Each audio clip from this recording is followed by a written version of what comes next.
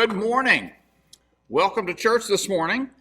I'm Kleber Van Zant, minister of the Unitarian Universalist Congregation of Venice, where we strive to be a beacon of liberal religion for Florida's Sun Coast and a refuge for all who seek a welcoming community, no matter your color, creed, ability, or class, no matter who you love, your gender expression, political affiliation, or religious belief. Here we celebrate our differences as we learn from one another. If you'd like to know more about this congregation and its many opportunities for learning, growth, and connection, please peruse our calendar and announcements on Facebook or on our website at uucov.org. If you're watching this on YouTube, please remember to like the video by hitting the thumbs up sign icon below. Leave us a note in the comments section there and click the subscribe button on our YouTube channel. This morning, we want to share some selections from last year's General Assembly of the Unitarian Universalist Association with you. Our story for all ages has been adapted from Olive Schreiner and is called Three Dreams in a Desert, to be read by Aja Davis, Clyde Grubbs, and Yuri Yamamoto. The interlude is a piece entitled We Are, composed by the Unitarian Universalist, musician and teacher, Dr. Issei Barnwell, and sung by the General Assembly virtual choir led by the composer. The sermon comes from the Reverend Joan Javier-Duval of Montpelier, Vermont, minister of the Unitarian Church there, and is entitled Beyond the Water's Edge. Our final piece of music for the day is the song Keep On Moving Forward, written and performed by Emma's Revolution and friends. We're glad you've chosen to join us. Welcome to church today. The prelude, a pastoral by Hirokazu Sato, begins our service.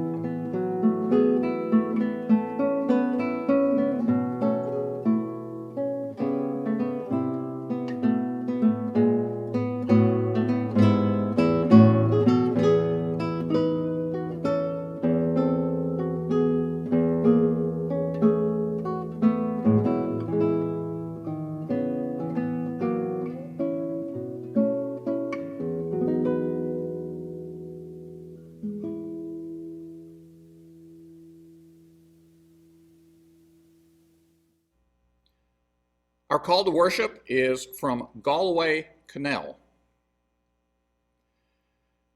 Whatever happens, whatever what is what I want. Only that, but that.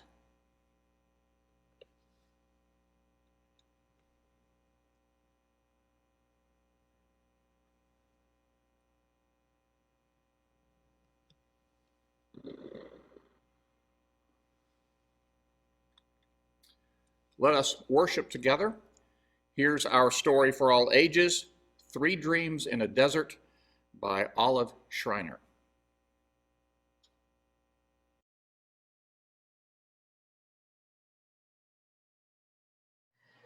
This reading is a selection from Olive Schreiner's Three Dreams in a Desert. Schreiner was born in South Africa in 1855, the daughter of English missionaries. Schreiner became an activist for women's rights, pacifism, and abolition, as well as a writer. The African-American theologian Howard Thurman edited an anthology of her work in 1975 entitled A Trek to the Water's Edge, The Olive Schreiner Reader, which includes the selection. The reading has been adapted for gender inclusivity. I saw a desert, and I saw a woman coming out of it.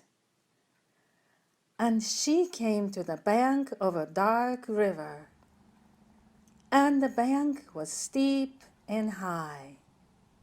And on it an elder met her, who had a withered face, and the stick that curled was in their hand, and on it was written, Reason. And they asked her what she wanted. And she said, I am woman, and I am seeking for the land of freedom. and they said, It is before you. and she said, I see nothing before me but a dark flowing river and a bank steep and high, and cuttings here and there with heavy sand in them. and they said, And beyond that, I see nothing, but sometimes when I shade my eyes with my hand, I think I see on the further bank trees and hills, and the sun shining on them. that is the land of freedom. How am I to get there? There is one way and one only, down the banks of labor, through the water of suffering. There is no other. Is there no bridge? None. Is the water deep? Deep. Is the floor worn? It is. It is. And your foot may slip at any time, and you may be lost. and she said, Have any crossed already? Some have tried. Is there a track to show where the best fording is? Has to be made. She shaded her eyes with her hand, and she said, I will go. and she stood far off on the bank of the river, and she said, For what do I go to this far land which no one has ever reached? Oh, I am alone. I am utterly alone. and Reason, that elder, said to her, Silence! What do you hear? and she listened intently, and she said, I hear a sound of feet, and 1,000 times 10,000, and thousands of thousands, and they beat this way. They said, They are the feet of those that shall follow you. Lead on. Make a track to the water's edge. Where you stand now, the ground will be beaten flat by 10,000 times 10,000 feet. Seen the locusts, how they cross a stream? First, one comes down to the water edge and is swept away, and then another comes, and then another, and then another, and at last their bodies piled up on a bridge is built, and the rest pass over. she said, And of those that come first, Some are swept away and are heard of no more. Their bodies do not even build the bridge. They are swept away and are heard no more. And what of that? And what of that? They make a track to the water's edge. They make a track to the water's edge. Over that bridge which shall be built with our bodies, who will pass? They said, All of humanity. and the woman grasped her staff. And I saw her turn down that dark path to the river. And I dreamed a dream. I dreamed I saw a land, and on the hills journeyed brave people, hand in hand. And they looked into each other's eyes, and they were not afraid. And I saw the women also hold each other's hands. And I said to him beside me, what place is this? And they said, This is heaven. and I said, where is it? And Z answered, On earth. and I said, when shall these things be? And Per answered, In the future.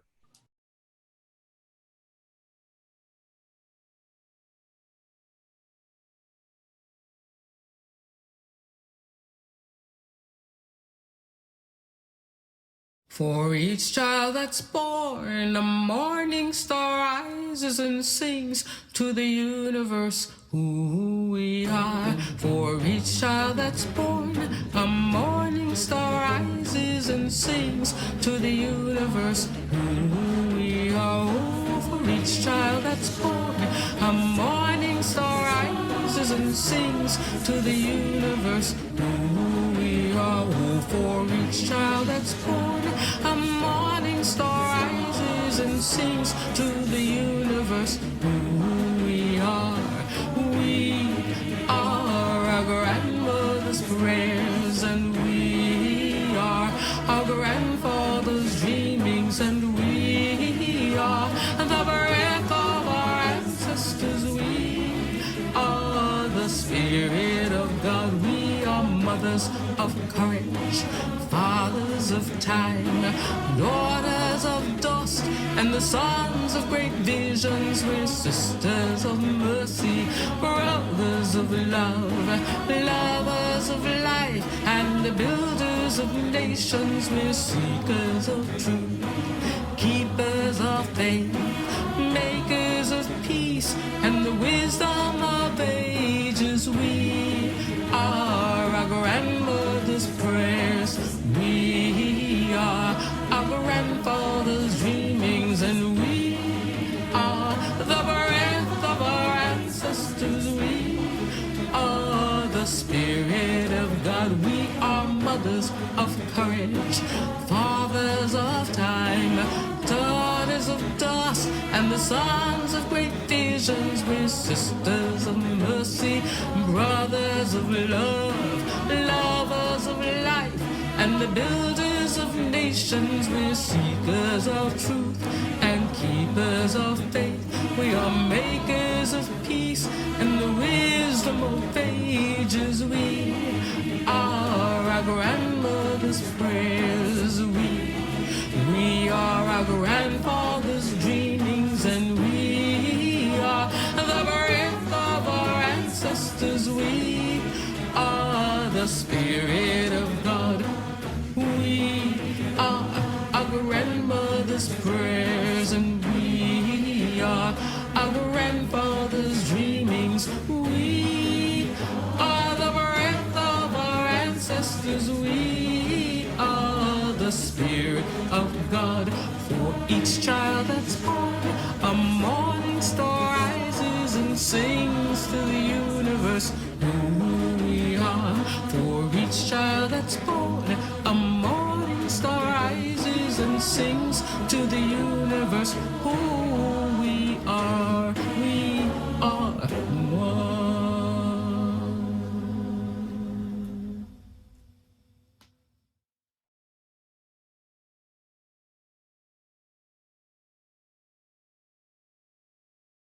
Although it is just 10.25 square miles, the smallest state capital in the country, there are at least 26 bridges in Montpelier, Vermont. Bridges speak of the water that flows beneath them, the journey into watersheds and beyond. Montpelier lies at the confluence of the flowing waters of the Dog River, the North Branch, and Winooski rivers. The Unitarian Church of Montpelier, where I serve as minister, sits on the bank of the North Branch, which begins in the town of Elmore and flows for 18 miles before joining its water with that of the Winooski. There is a bridge over the North Branch just outside our building. Winooski is an Abenaki word that means wild onion. This wild onion river flows from the town of Cabot westward for 90 miles to Lake Champlain, up to the St. Lawrence River, and eventually out to the Atlantic Ocean.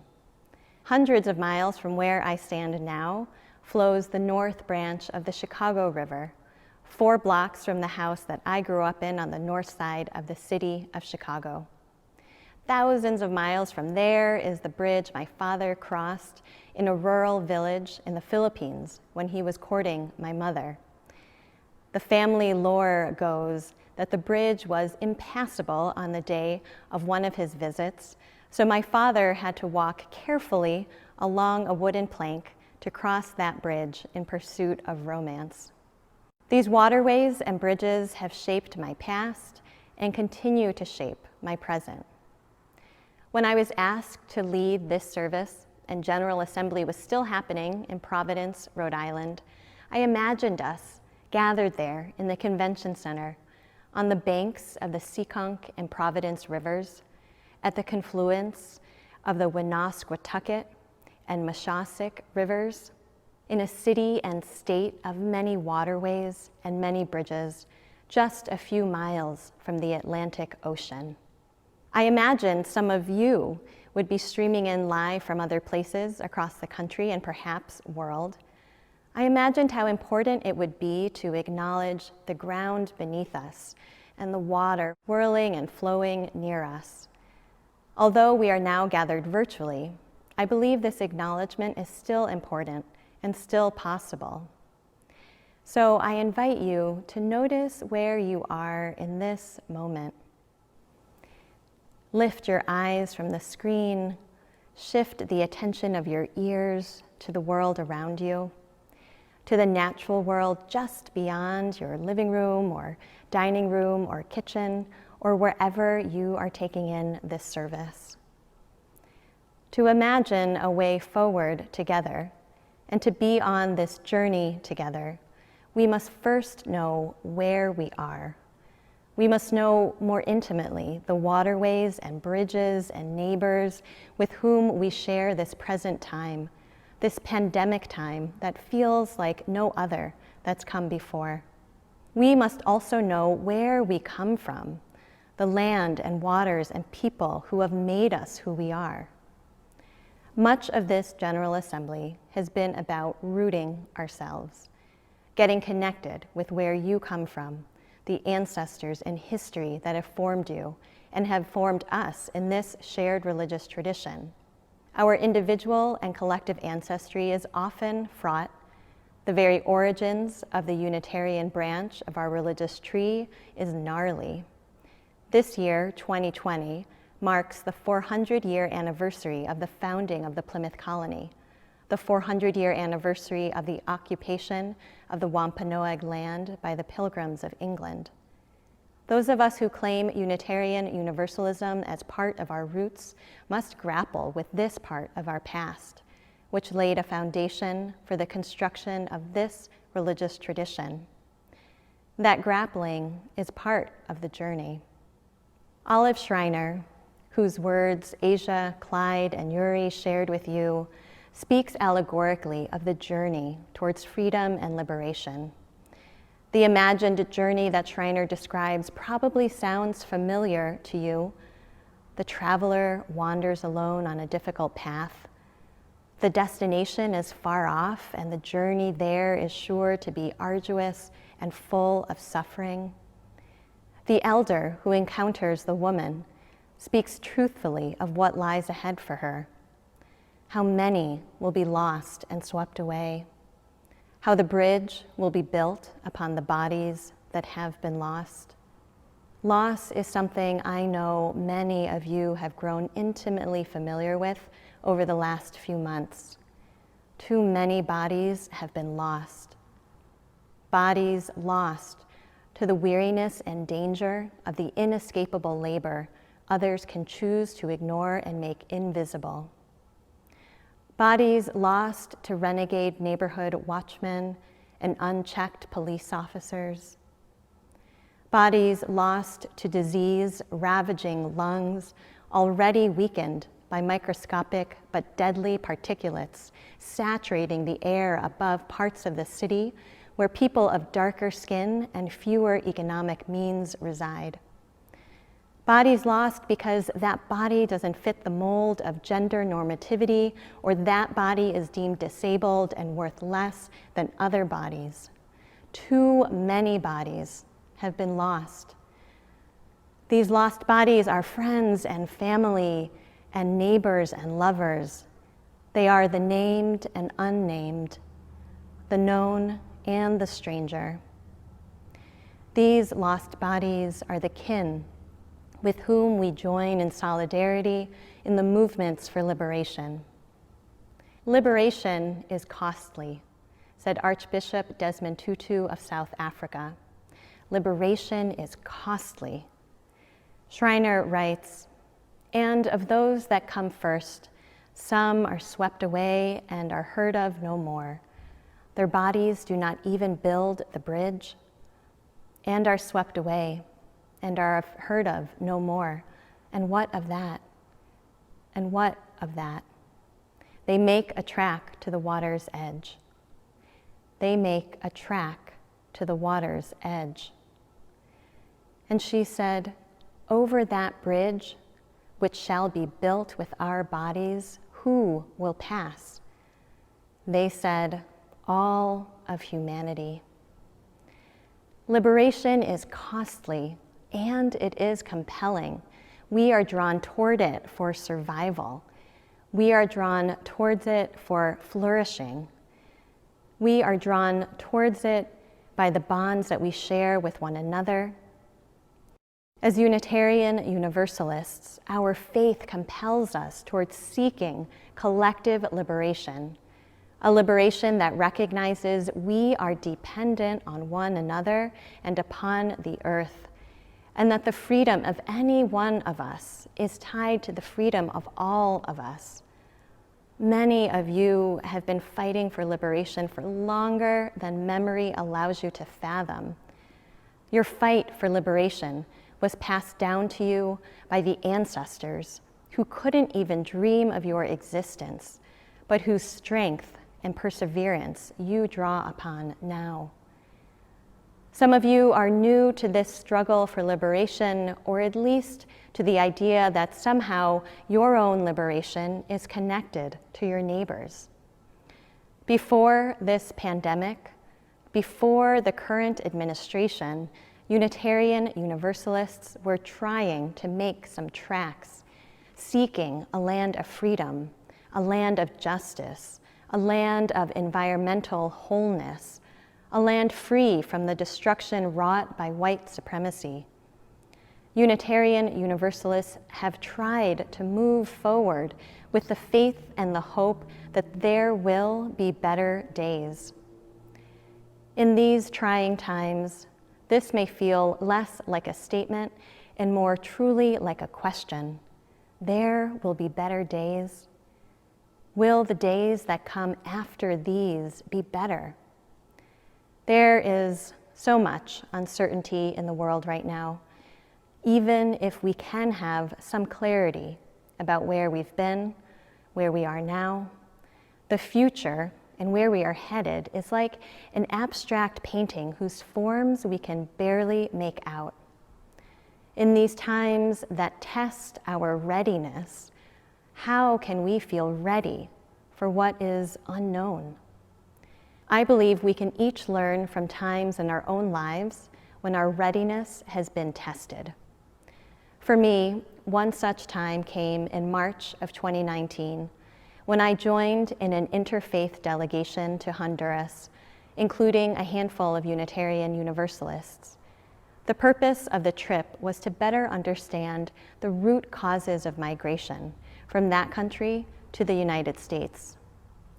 Early on in this pilgrimage, a smaller group of the delegation that I was a part of traveled to the Santa Barbara region to visit a community that had been resisting a hydroelectric dam project. The community of La Presa is located on the banks of the Rio Tapalapa, an indigenous Lenca word for abundance of underground water.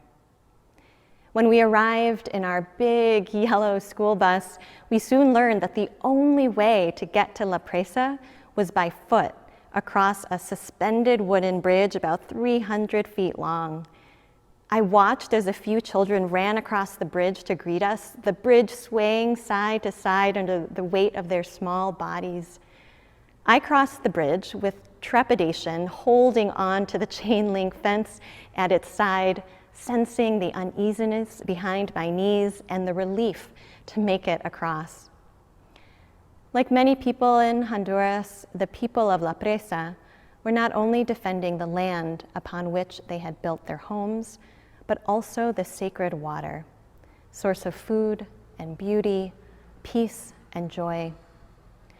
A primary purpose of the delegation was also to provide accompaniment to Hondurans who were resisting political repression.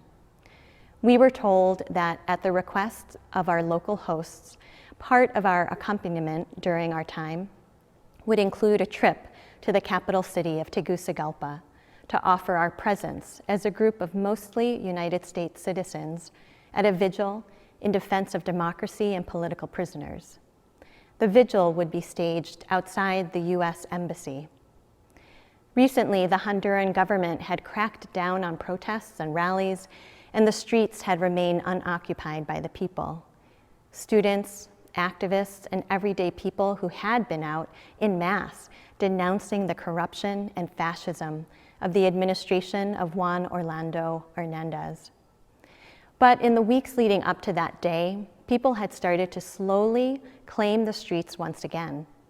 With our delegation's presence, the organizers knew they would have an added layer of protection, a cloak of protection woven by our privilege as holders of US passports.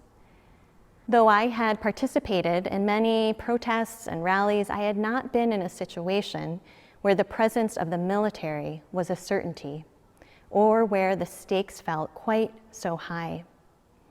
Hondurans were being murdered daily for speaking out against the government. How could I feel ready for what was to come? Wearing a clergy collar is supposed to give you a sense of authority, and it can also serve as a tool signifying a readiness to take on a role beyond the individual self. I did have a collar with me, so while the bus was stopped at a gas station at the edge of town, and most of the other passengers had deboarded to use the restroom and have a snack, I changed out of my t-shirt, put on my clergy shirt. I slipped in the hard cardboard tab of my collar. Ready. We spent another 30 minutes crawling through traffic before arriving to yet another gas station where our bus would stay parked for the duration of the vigil. I could feel the nervous energy of the group as we made our way across the road, like the frog in that video game Frogger, avoiding cars that were not trying to avoid us. A small crowd was positioned opposite the embassy, beginning to form a circle, and then pushing slowly out into the street. I joined a group that had unfurled our banner The banner read, Delegación Religiosa Internacional en solidaridad con el pueblo de Honduras. International Religious Delegation in solidarity with the people of Honduras. Armed guardsmen formed a line in front of the embassy. We formed a line with our banner between the guards and the street. My heart was pounding. Again, like when I had first crossed that bridge to La Presa, my knees felt shaky. I felt fear. I also felt determined. I was buoyed by the determination and conviction of those at my side, those who our group had met along our pilgrimage, whose lives were much more at risk than mine. I thought of all that those who have been in La Lucha for so long have sacrificed to stay on the journey, their personal safety, time with loved ones, all that they have given up for the sake of one another's freedom and dignity, not just their own. I fixed my feet to the ground and witnessed as across the street, local clergy led prayers and proclaimed the names of the dead and imprisoned, and activists led songs, and armed militia eyed the scene from the street and the rooftops, but stayed back. Friends, when are we ever ready? The moments come that ask for our action. The world tumbles and we spin and fall and somehow land. But are we ever truly ready? Not if we think of readiness as foretelling a series of future events and preparing to execute our part in those events exactly as we expect and predict.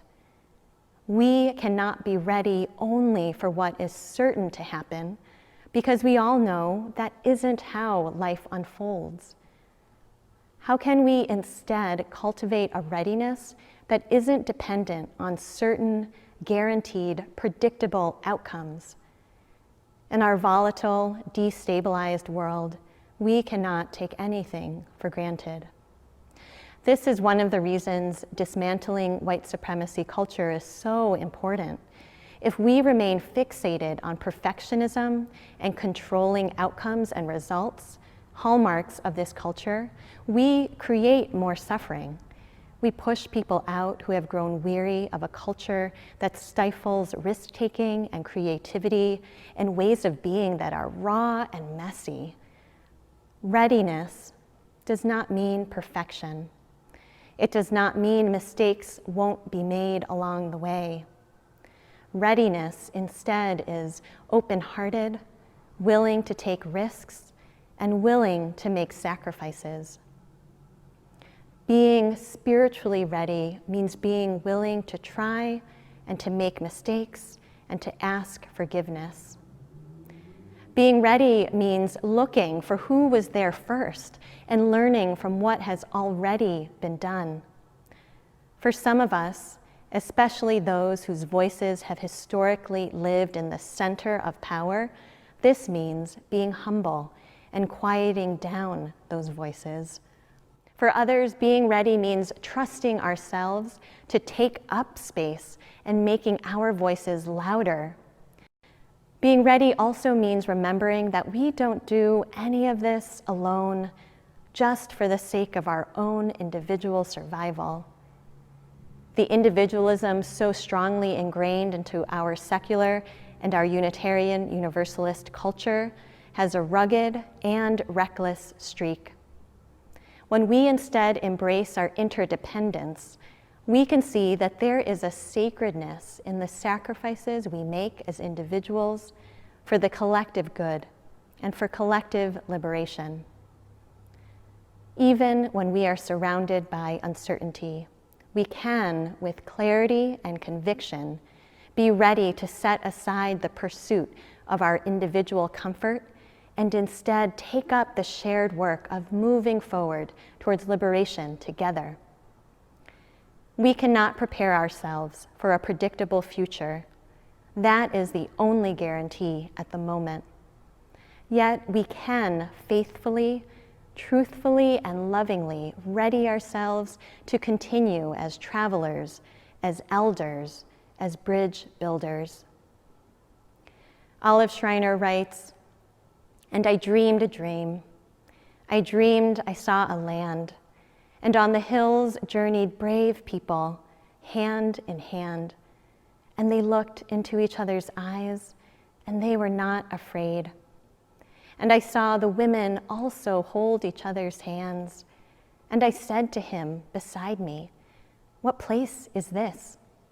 And they said, 'This is heaven.' And I said, 'Where is it?'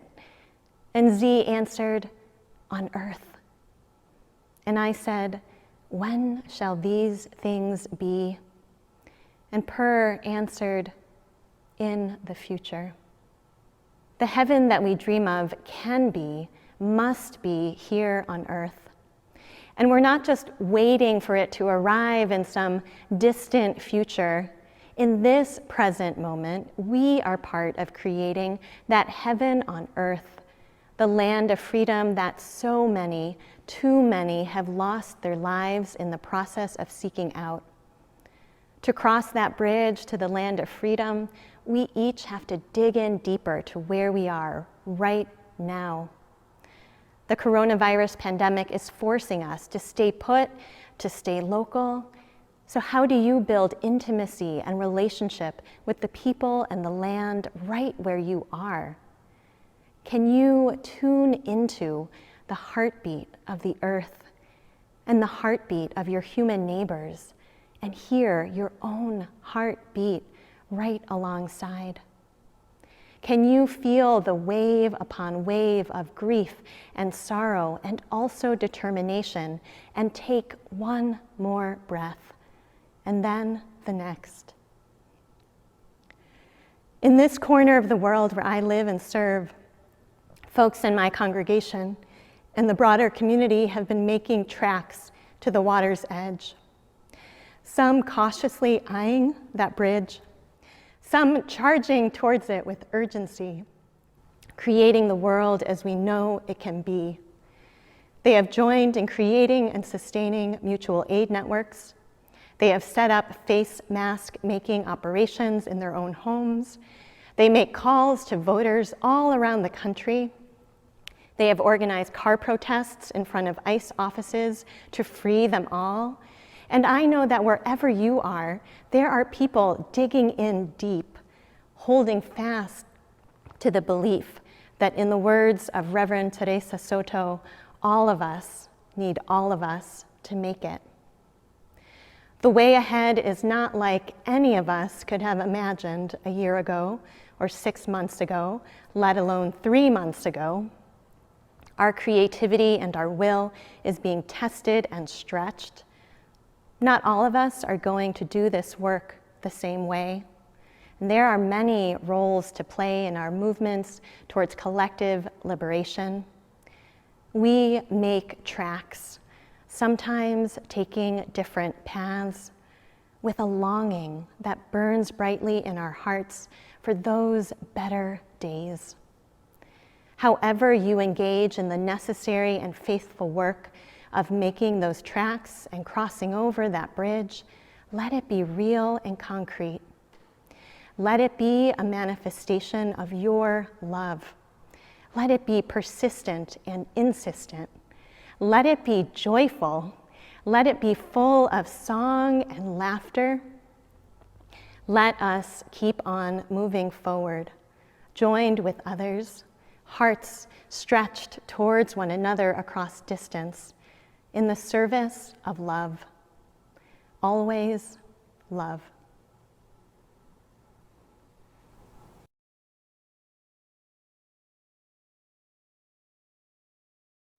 Gonna keep on moving forward. Keep on moving forward. Keep on moving forward. Never turning back. Never turning back. sigamos adelante, siempre adelante, siempre adelante, sin volver atrás,